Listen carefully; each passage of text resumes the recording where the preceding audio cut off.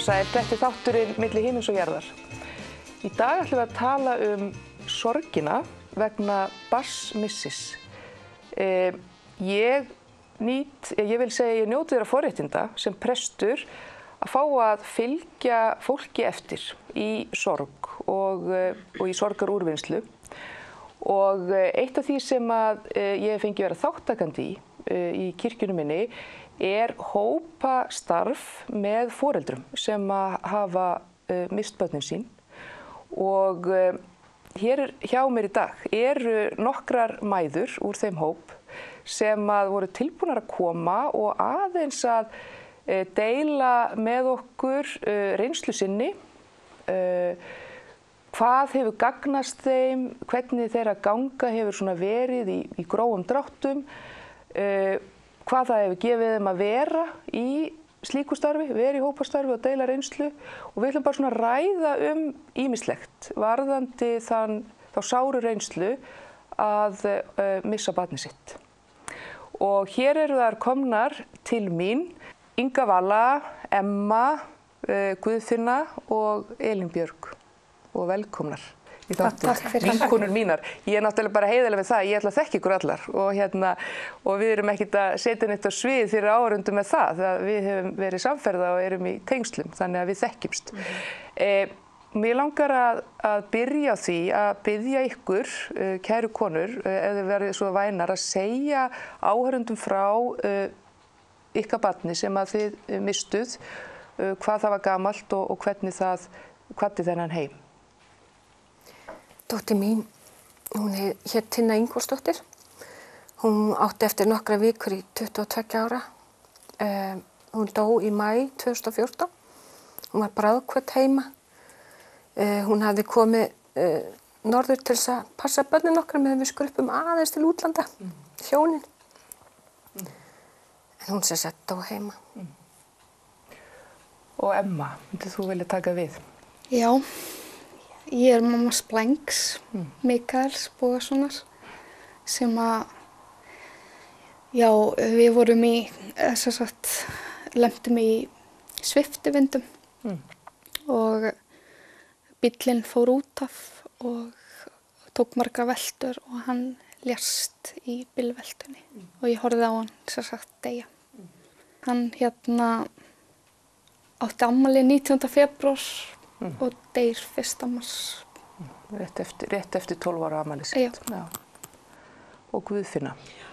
Já, ég mamma hennar Báru Stefánsdóttur og hún var 26 ára. Hún deyr 1. ágúst 2014 fyrir rúmu ári, 1,5 ári. Og hún dó úr angist, segjum við. Hún sem sagt tók sitt eigið líf og við vorum einmitt stödd í burtu eins og Inga Vala og hennar maður, en reyndar innanlands, en hún dó sem sagt heima hjá okkur. Akkurat. Og Elín Björg. Já, ég mamma hennar Elvu Ýr Óskarsdóttir sem lést á Siglufirði þegar hún að stíga út úr rútubíl og kemur bíll og keyrir á hana. Og þetta gerist 16. nóvember 2011, þannig að hún var á 13 ára. Fermingarvetri. Já, fermingarveturinn. Takk fyrir. Bara mynduð þið vilja aðeins deila með okkur, það er mismunandi langur tími auðvitað hjá okkur liðinn frá því frá því ykkar missir var, en hvernig hefur úrvinnslan gengið? Ég veit að þetta gengur upp og niður og það koma góðir tímar og erfiðari, en hvað segir þú, Inga Vala? Hvernig hefur þetta heilt yfir verið þessi ganga? Það er bara nákvæmlega eins og þú sagðir, það er upp og niður. En ég hafði kannski það mikla reynslu á sorginni áður að ég vissi að fyrsti tíminn og eftir var ekkert endilega erfiðasti tíminn. Og þessar fyrstu vikur, fyrstu mánuðir eftir að Tinna deyr, þá maður bæði kannski í það sem ég bara yfirleitt kalla autopilot, það sem maður í einhverju sjálfvirkum fasa, það sem maður bara heldur áfram. Og og leyfi sér ekki alveg að brotna. Það einhvern veginn sko, þetta held ég bara svona hálfgerður varnarháttur hjá manni til þess að geta verið að einhverju leyti til staðar, til dæmis verið í hindbörnum sín og fyrir aðstandendur. Að maður náði að fleyta sér yfir þessar fyrstu vikur og mánuði í þessum svona sjálfvirka fasa. Svo þegar að líður frá, þá fer maður að leyfa sér að hugsa meira og í rauninni að sakna meira. Og það var til dæmis, við vorum sammála það í hópnum okkar sem hittust fyrir jól að þetta væri aðdragandi þessara jóla, væri mun erfiðari heldur en kannski fyrstu jólana. Og maður var einhvern veginn að leyfa sér að fara lengra niður og sakna meira. Og það líka svona, það týnist alltaf til á leiðinni. Hvað maður hefði viljað gera meira með og hvað maður hefði viljað upplifa eins og með Tinnu. Og manni fannst hún eiga margt eftir og auðvitað. Hún var svo ung. Þannig að eins skrítið kannski það hljómar þá hafa undanfarnar vikur og mánuðir jafnvel verið erfiðar en fyrstu vikurnar og mánuðir. Það mjög dýrmætt fyrir marga að heyra þetta vegna þess að það oft útbreiddur misskilningur í samfélaginu að sorgin bara taki einhvern x tíma eða einmitt að fyrstu vikurnar séu erfiðastar og þá eru flestir í kringum syrgjendur og svo svona aðeins fer að flosna úr hópnum og bara einhvern veginn að sinna sínu. Þannig að það er dýrmætt að sko heyra þetta bæði fyrir syrgjendur út í samfélaginu en ekki síður fyrir þá sem vilja vera til staðar. Að þetta er lengri ganga. En hvað segir þú, Emma? Hvernig hefur það verið hjá þér? Mér finnst þetta ekki langur tími sjálfsvegar. Þó að 1. mars á þessu ári verði komið 3 ár. Þá er þetta samt stuttur tími og ég er bara ekkert komin mjög langt. Ég fekk áfallastreituröskun og sem blokkaði svolítið á minningarnar. En mér var svolítið gott sem Inga Vala sagði þetta autopilot að ég man sko hvað kom mikill kraftur í mig þegar þetta allt var að gerast sko að kveðja hann og svona og mér langaði líka að deila þeirri reynslu að ég lemdi í þessu bílslysi líka og slasast mikið og að við erum í Reykjavík og þar er kistulagning líka og mér fannst mjög mikilvægt og enginn var með ráð eða neitt þannig kannski sem slík. Það var ekkert áfallateymi. Það var jú prestur en það var enginn svona áfallateymi sem mér finnst mjög mikilvægt að komi inn. Það sem mér fannst dýrmætt svona eftir á og ég hugsaði mikið er að ég fekk að klæða hann sjálf. Ég bara bað það. Það var enginn sem sagði þú mátt klæða þitt barn eða. Og þú veist að klæðar sjálfur og áður en þú lagðir hann í kistuna. Já, og hélt á honum sjálf og hann í kistuna með vinum mínum. Mér fannst það hjálpa mér og þó hann væri orðinn 12 ára, stór strákur, að fá að setja hann í fötin sín og bara þetta gaf mér og skiptir þið máli í dag þegar þú lítur tilbaka? Já, mjög miklu máli.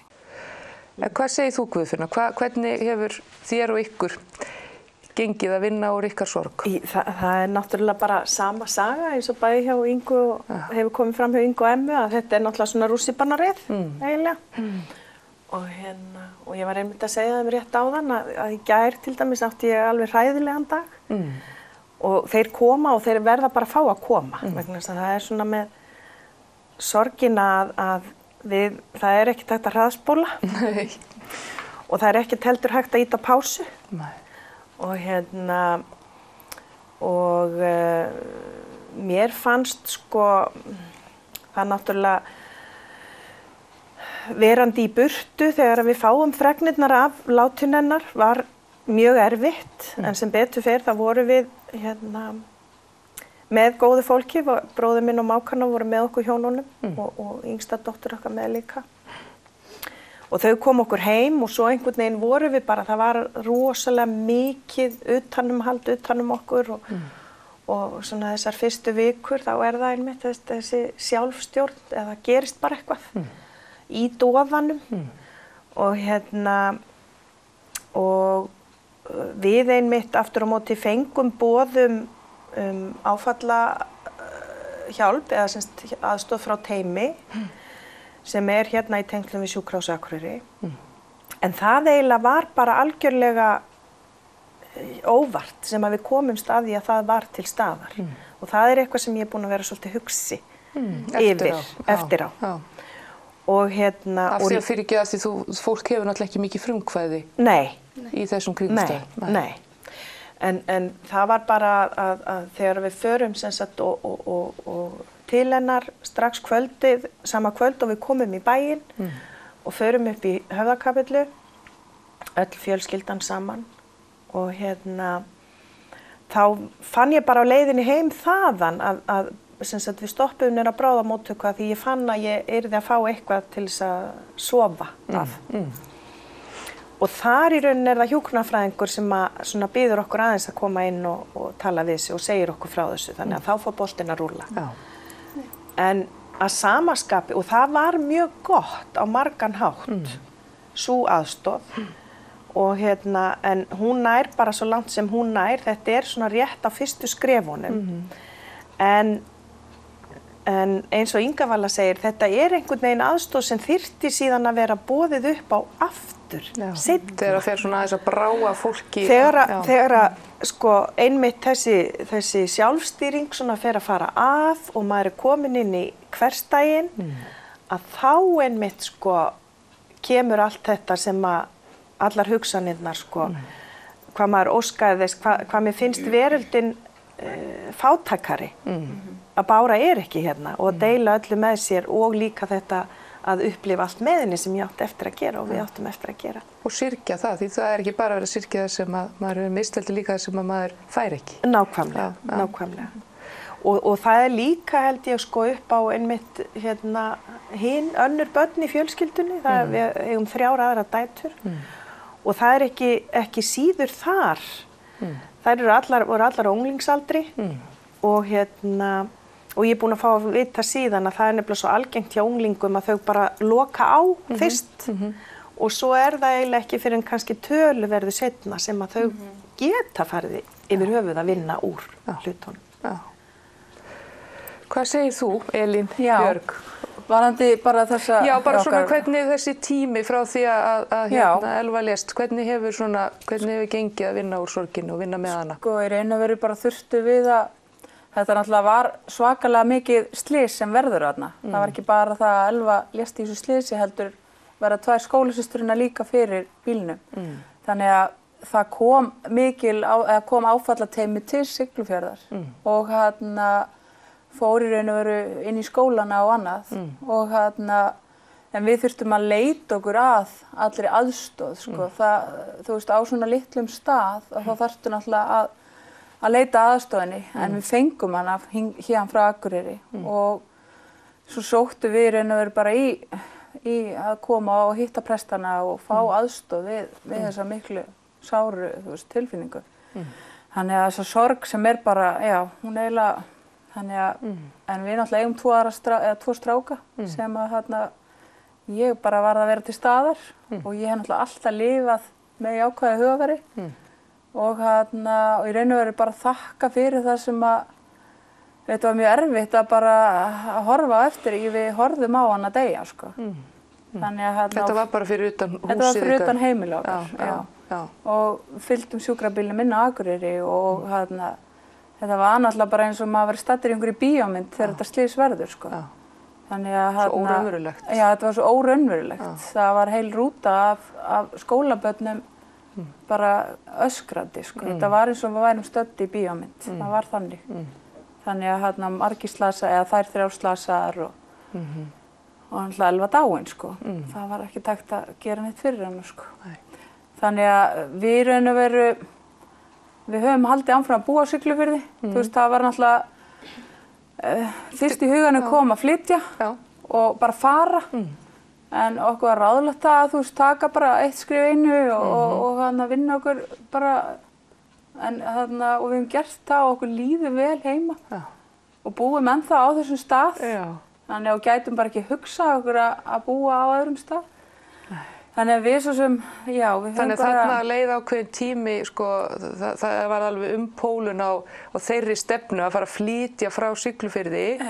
Þegar að lengra leið og þið fóru að horfa hlutina eins í öðru samhengi. Já, og við raun og veru, ég náttúrulega var mjög dugleg því að sækja mér aðstoð og leitaði söður.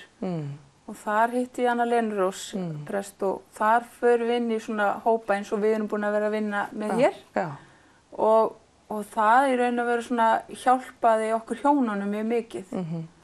Og ég var fyrstu formaður Birtu Landssamtakanna. Já, og við fáum kannski að heyra neitt það eftir því það er þessi mjög dýrmætt fyrir þá sem eru að horfa að vita þau landssamtök því það er kannski ekki fengið miklu auglýsingu. En eru bara það líka ákveðin svona praktísk ráð, praktíski hlutir þar inni eins og hjóna, sko, helgar á hótelum annars og hvíldardagar sem að kannski... Já, þetta hefur hjálpað mér mjög mikið að ég er bara að hitta líka foreldra sem eru í sömu stöðu og ég og geta gefið eitthvað að mér. Því mér það er eitthvað sem ég þarf alltaf að gera. Ég þarf alltaf að, og mér finnst það gott. Já, að geta bæði þig og gefið líka. Já, það gefið mér mikið að hitta ykkur. Og það er kannski svona næsta spurning og umræða að síðan stofnum við þennan hóp og auðvitað var sem sagt, það var fyrst stofnaður hópur, við stofnuðum hann. Nú eru þú að hjálpa mér Ella, það er sennilega árið 3 ár síðan, er það ekki? Já, 2013. 2013. Og síðan það hefur bæst inn í hópinn og þið hafið semst verið saman í þessum samtalshóp og við hittumst, þannig ég segi svona aðeins frá því, við hittumst, tókum svona 6 vikur fyrst þess að við hittumst einu sinni í viku og höfum kannski ákveðið þema í hverri samveru. Einu sinni bara sem dæmi höfðu myndakvöld þar sem að þið komið með myndir af börnunum ykkar og sögðu frá þeim eða ljóð eða teikningar eða eitthvað sem þau höfðu skapað og svona bara var svona minningastund. Nú langar mér bara að spyrja ykkur, sérstaklega bara að því að við erum í raun og veru með þessu þætti, þetta er bara svona gjafaþáttur, þú veist, við erum bara, og þið, náttúrulega fyrst og fremst, er það að gefa út í samfélagið, með því að segja, þú veist, hvaða máli skiptir svona hópavinna, þú veist, þið með ykkar reynslu og þetta að upplifa að missa barnið ykkar, sko, og náttúrulega fengið ýmiss konar áfallahjálp og náttúrulega nánustu aðstandendur eru líka áfallahjálp í mörgum tilvikum og bara svo getur verið prestur og það getur verið sálfræðingur og hvað það er, en þetta að hittast og vera með hóp. Það er engin manneskja eyland. Maður verður að eiga samskipti og maður verður að fá að vita að maður er ekki einn í sínu. Og það er líka eitthvað sko þegar maður burðast með mjög erfiða tilfinningar og og jáfnvel þannig tilfinningar að manni finnst maður hreinlega að vera bara að missa vitið. Að þá er óskaplega dýrmætt að finna mannesku sem hefur upplifað eitthvað ámóta. Og þó maður sé ekki að tala um alla hluti eða velta sér upp úr atburðum eða eitthvað slíkt. Það er bara til dæmis það að þegar sko okkar hópur sem var svo stofnað 2014 eða þarna í janúar í fyrra bara að þegar við svo loksins hittum fólk sem var lengra komið, það sem var lengra liðið hinn hópinn að það svona gaf manni von, það er hægt að finna leið til þess að lifa með þessu. Að því að þó maður væri alltaf að móast og maður væri alltaf að reyna, þá var maður ekki sannfærður vegna þess að bara tilfinningarna voru það yfirþyrmandi og verða það oft ennþá, en þetta er svona haldreipi. Er það svona tilfinningin náttúrulega fyrst bara verður þetta alltaf svona sárt, þú veist, mun ég geta lifað svona? Ég meina, er það ekki eitthvað sem maður hugsar fyrst eftir? Maður svona dettur í þann pitt alltaf annars slagið og af því að það er bara eitthvað í kjarnanum á manneskjunni sem að bara segja manni þetta stríðir gegn öllum lögmál. Sko, rétt eins og manni finnst maður finna tilgang lífsins þegar maður heldur á barninu sínu í fyrsta sinn. Þá er þetta á móti öllum lífsins draumi að þurfa að jarða barnið sitt. En Emma, hvað segir þú með svona, ef þú deilir með áhorfendum með varðandi þetta að vera í svona hóp? Mér finnst þetta bara æðislegt og góð reynsla virkilega og ég er bara rosalega þakklátt og ég vona svo innilega að þetta hópastarf haldi áfram, að fleiri foreldrar fái tækifæri á að hittast og sameina þessa reynsla því að við upplifum svo margt af því sama og bara þú veist, þegar ég var að tala um mömmu þá var hún í svo mikilli sorg, hún var ammans og hún var að missa. En svo þegar ég hitti hópinn þá var ég gat ég þú veist verið svona einlægari og einhvern veginn bara ég þoli ekki að fara út í búð.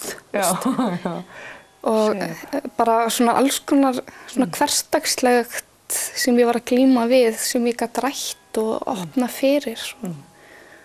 Og mér finnst svo dýrmætt líka þegar við hittumst í desember og fórum saman upp í garð.